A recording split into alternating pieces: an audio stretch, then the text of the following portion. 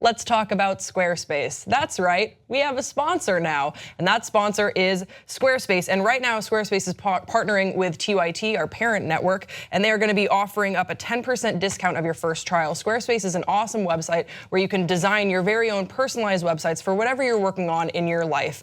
I have some personal experience with the website. That is, my girlfriend, I guess now fiance, has a blog that she documents our own travels, our life together, and it's called Have Dog Will Drive. It's wonderful, and she created it with the help of Squarespace. Before this sponsorship even occurred, she just knew that it was the place to go to create a website that was simple and user-friendly and has gotten her some readers from all over the world. So check out her blog, Have Dog Will Drive, and also head over to squarespace.com/TYT for that 10% discount. I can't wait to see what you guys are working on.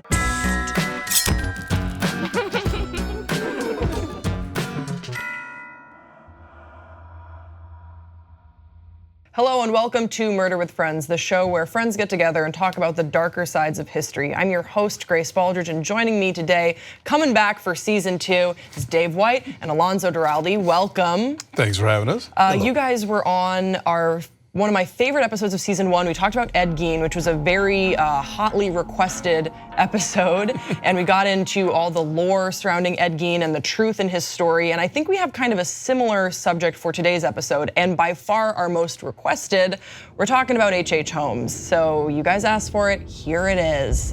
Might not be what you think it's gonna be, but we're gonna talk about him. So why do you think H.H. Holmes is the by far most requested case that this show has ever had? I think he's the classic example of, there's that famous line from The Man Who Shot Liberty Valance, is when you have the choice between the history and the legend, print the legend. And so this is a guy who has a much more storied career as a killer than I think he actually merited through his actions. Not that he didn't actually kill people, and not that he wasn't a con man, scumbag, and bigamist, but the surrounding puffery about H.H. Holmes is more about PR than actual homicide. Yeah, he couldn't have done a better job of this if he had hired a publicist. Oh yeah. Because even the way people describe him, America's first serial killer. Well, no, he wasn't.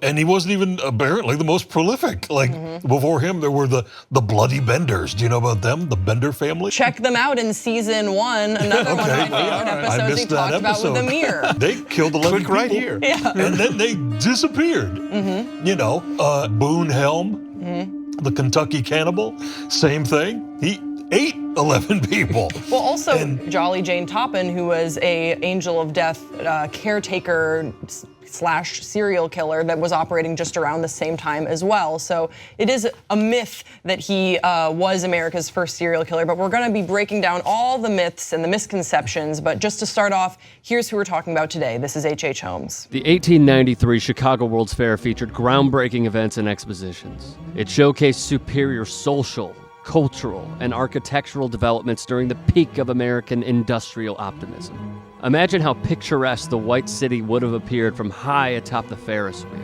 No one suspected the pearly plaster facades to be the graveyard of America's first serial killer. His murder castle blending in so perfectly as a hotel, a lighthouse for passing travelers. The sinister schemes of Herman Webster Mudgett, aka H.H. Holmes, today on Murder with Friends. So just to start off, let's talk a little bit about the Holmes legend. I think is a triumph of this story is more about American journalism in this period and its lingering effects and how much we're willing to swallow this as opposed to this guy's actual life. I'm sorry, I didn't mean No, it's okay, it's okay. It is gonna be quite an episode to break down because I'm sure a lot of people came in here with some ideas of what we were gonna be talking about today, and we wanna give you that, but also the truth.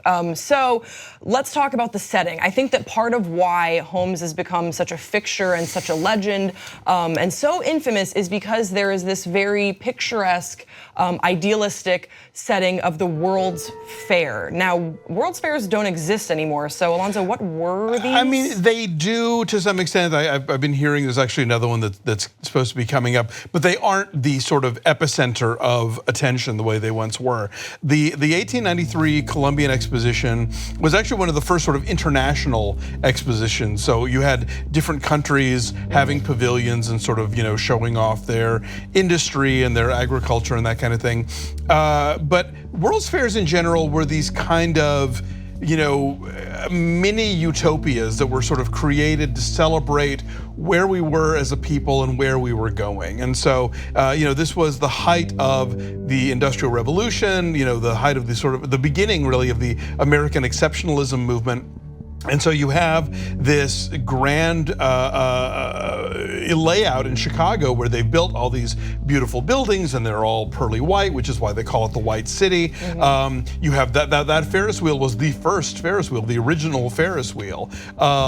You have products being shown for the first time like juicy fruit gum and cream of wheat, and this is where Pabst Blue Ribbon won its blue ribbon, And they will not let us No, forget they're not about going to it. drop it. No, it's Never going to be forget. PBR forever. Aunt Jemima, made her debut here. So you have this sort of glistening presentation. You have, early exhibitions showing the miracles of electricity. You have Edward Muybridge showing off the zoopraxinoscope, which would lead to the invention of motion pictures. So we're kind of on the cusp of the 20th century, both literally and figuratively. And throngs of people are coming to Chicago. Yes. So this is in part, I think, why it's so easy to believe that he killed upwards of 200 people. He's like, oh, well, there's so many travelers passing through that maybe, lost their way or disappeared. Could they have fallen victim to this predator in the White City? Sure, if you were a screenwriter, you could certainly create that scenario. And instead of screenwriters, we have the Hearst Press. Oh yeah. We're sort of retroactively making up what could have happened. So this is the setting in the late 1890s, and that's where we're going to be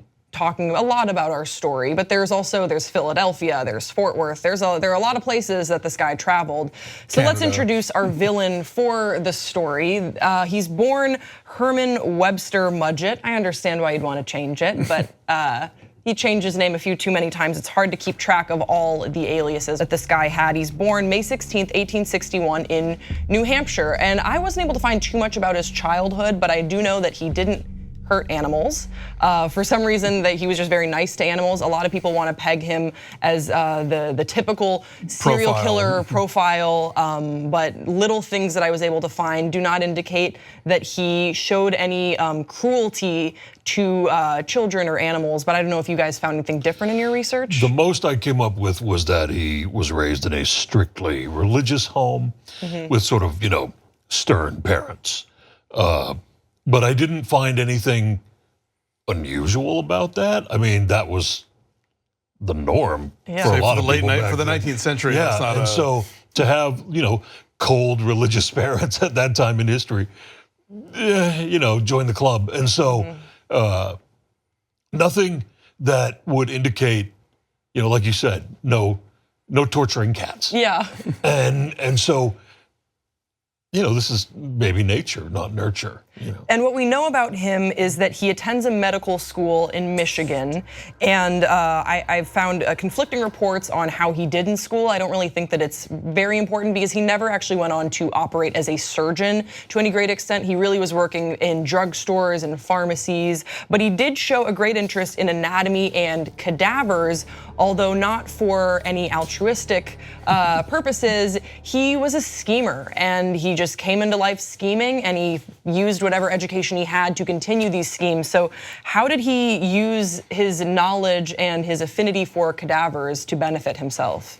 Well, he basically figured out how to run scams with insurance companies. And to collect on a policy, you had to produce a corpse, and cadavers were lying around, and so he would come up with these sort of ways to take out a policy, and then when a corpse, when you had to have habeas corpus, if you will. Yeah. He had a habeas cadaver on hand, and that's what worked out for him. Do you think that shows some sort of murderous or dark, twisted side of him? I mean, I definitely think it shows a dark, twisted side of him, but can you make that connection that like, oh, if you can be around a dead body, you can probably kill a living body?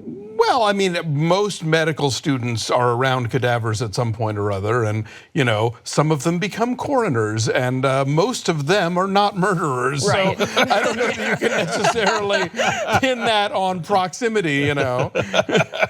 I mean, obviously he was kind of cavalier with the cadavers if he was willing to sort of, put them in these positions of like, oh no, I got to collect my insurance now. Most coroners also don't go on to just be passing them off as insurance schemes. Exactly, yeah. So, I mean, this guy, again, he was indeed a criminal. He did a lot of terrible things, but I think that his sort of, his reputation as this sort of grandly despicable mass murderer, it's been overplayed a bit. Now, I'm not trying to defend him in any way. I just think the hype is a little out of hand. Why do you love serial killers?